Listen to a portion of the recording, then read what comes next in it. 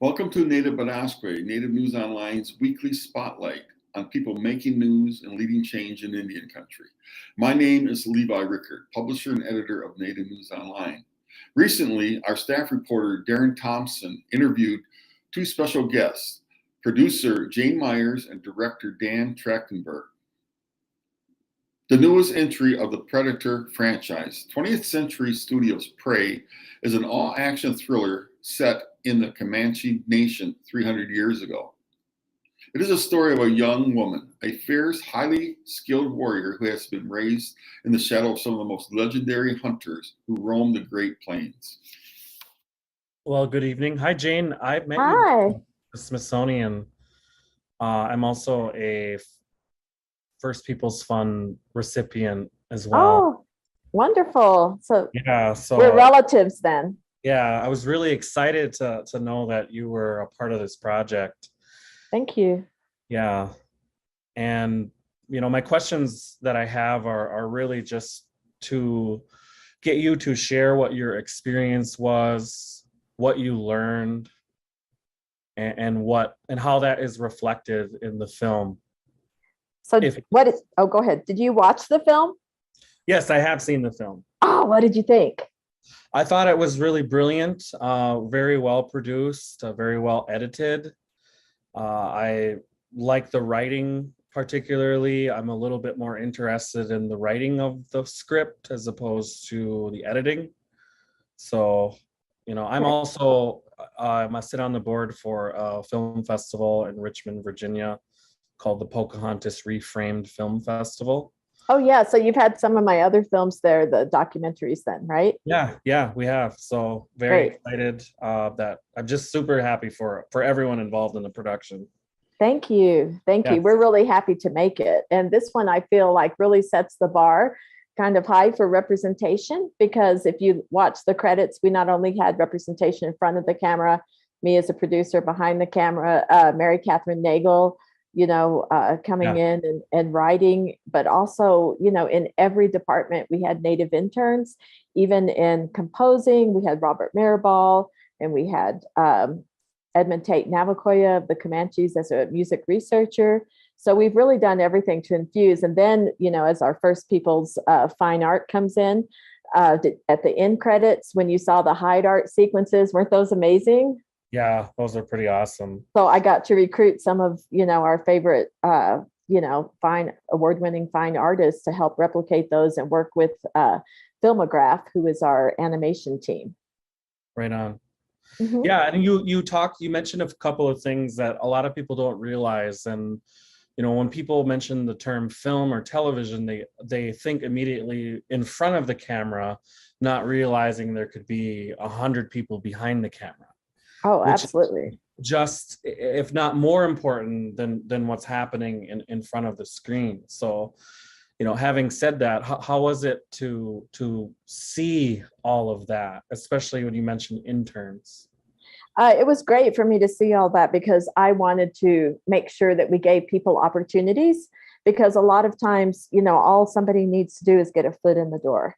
And we did shoot this during the pandemic. So we did shoot on location up in Calgary, in and around Calgary, Alberta. So we had a lot of people that were First Nations that came in and that were actually, the interns, and they were able to put in enough hours for them to join the union. So I've gotten DMs from different people that were on our production. They're like, oh my God, I'm working on this production now, and I paid my fees. And, so, just think, if I get to do another movie up there, we have like a little base of people that we could call that are already experienced. Yeah, right on. So did you work with a language consultant in regards to this project at all? Absolutely. So first of all, I am Comanche. I'm an enrolled member of the Comanche Nation, and I'm also Blackfeet. So I have a language base in my life, and as well as, the Comanches, we hired Guy Narcomi, who is like a brilliant Comanche speaker. He even wrote our Comanche dictionary. And we have Catherine Briner, who is the director of the Comanche language program.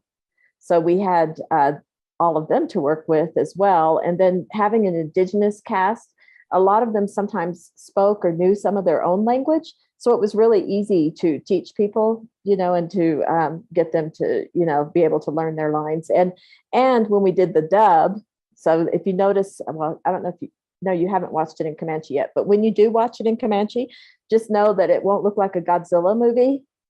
Yeah. Because, everything fits, and we tailored everything to fit, the language to fit. So it's really amazing.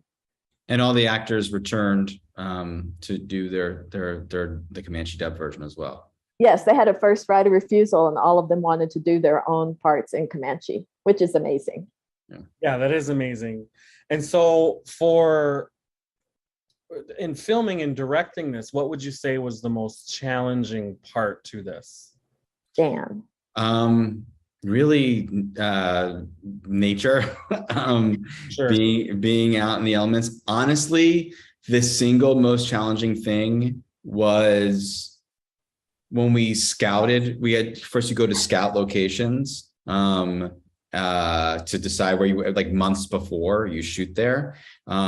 So we were in Calgary in the winter, strapping on snowshoes, hiking up a mountain to scout, and had to imagine what it would look like when the snow melted and hope it looked the way that it needed to.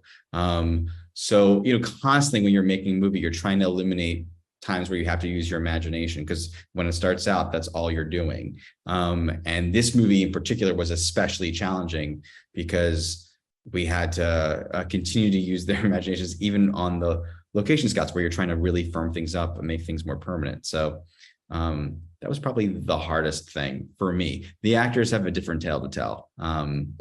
Yeah. So were there parts of the script that didn't make it that you were hoping it would? Ooh, hoping it would. I don't think there's anything left on the floor that we really hoped would make a movie, at least none that I'm remembering right now. I might be kicking myself later.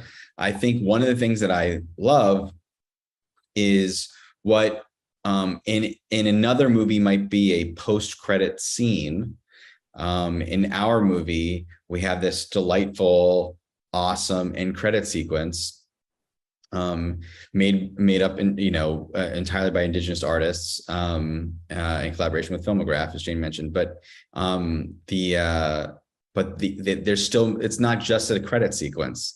There's story in our credit sequence. I love that we were able to infuse an actual story beat into the end of our credits. Awesome. One final question is audience members, what do you hope they take away from watching this film? To either of you. Jhane, do you want to? Yeah. Well, for me, being Comanche and having this is the first time a full length, a feature film, a brand new film has ever been put into the Comanche language. So for it to be on Hulu and for it to go worldwide, that's amazing to me. It's taking our culture and our language worldwide in a day. So, and I hope that it really pushes our language for our people, for our youth and everything, because now they get to watch, a Predator film in Comanche entirely. So I hope that really, boosts our language speakers. Yeah, incredible. Thank you guys so much. Congratulations. Thank you. Good luck. If Great you to see appreciate you. what we do here at Native News Online, we invite you to donate to support our continued work covering Indian country. You can scan this code with your smartphone or go to the link located below this video to donate today. We appreciate your support. Please be sure to subscribe to our YouTube channel and follow us on Twitter, Facebook, and Instagram. And be sure to subscribe to our newsletter. Thank you again for joining us today. And please be sure to join us again next week for another episode of Native Bidaské. Chi Miigwech.